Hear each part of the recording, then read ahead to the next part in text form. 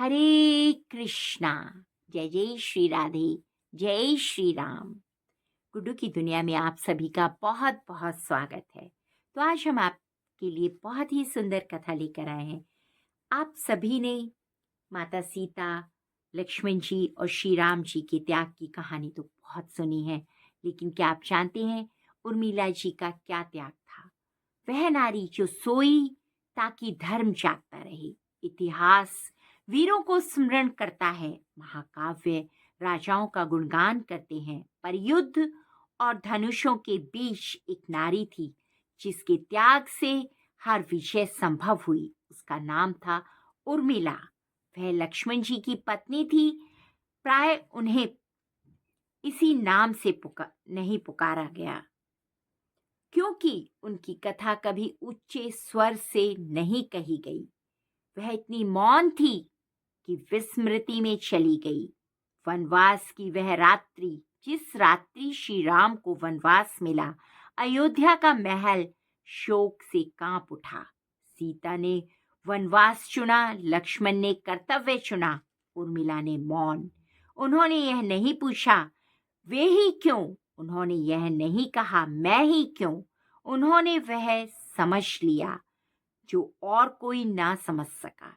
यदि लक्ष्मण को 14 वर्षों तक राम की रक्षा करते हुए जागना है, तो किसी और को वह निंद्रा अपनी ऊपर लेनी ही होगी।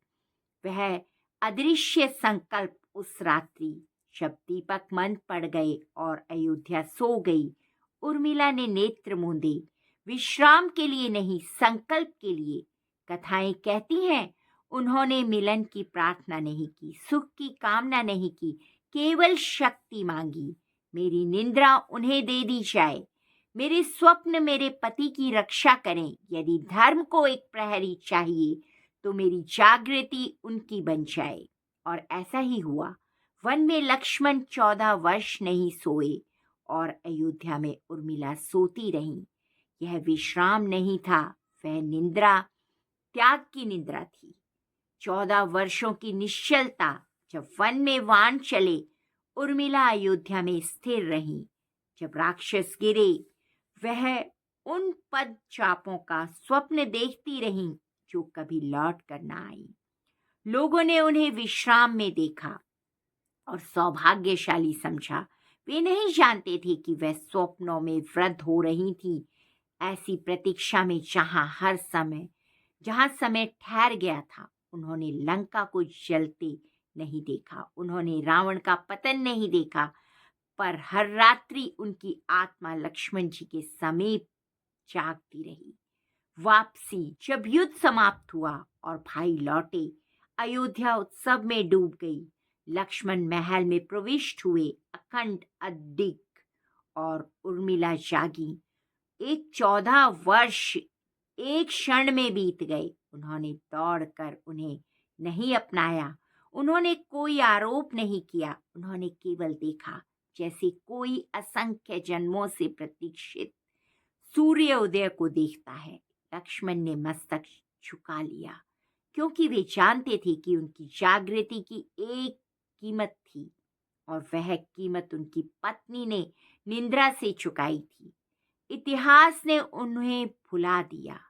उर्मिला ने युद्ध नहीं लड़ा, उन्होंने राज्य नहीं किया, उन्होंने यश की मांग नहीं की, पर यह स्मरण रहे, श्री राम की विजय को लक्ष्मण चाहिए थे, लक्ष्मण की शक्ति को जागरण चाहिए था, और वह जागरण उर्मिला से आया था। वह निष्क्रिय प्रतीक्षा नहीं कर रही थी, वह कुछ ना करके भी संसार को थामे हुए थी। उपसंहार। कुछ त्याग मेघ गर्जना की भांति गूंजते हैं और कुछ अंधकार में मौन श्वास लेते हैं। उर्मिला का त्याग दूसरे प्रकार का था, और संभवतः इसी कारण रामायण की सबसे साहसी नारी, इतिहास की सबसे अधिक विस्मृत नारी भी थी। तो देखा भक्तों आपने कैसे उर्मिला ने अपनी निंद्रा लक्ष्मण जी को लक्ष्मण जी की निंद्रा स्वयं ने ले ली, और वे पूरे 14 वर्षों तक सोती रहीं। तो ऐसी होती है नारी शक्ति। धन्यवाद। अगर आपको ये कथा अच्छी लगी हो तो चैनल को लाइक, सब्सक्राइब और शेयर करना ना भूलें और कमेंट्स में लिखें जय श्री राम, जय जय श्री राम।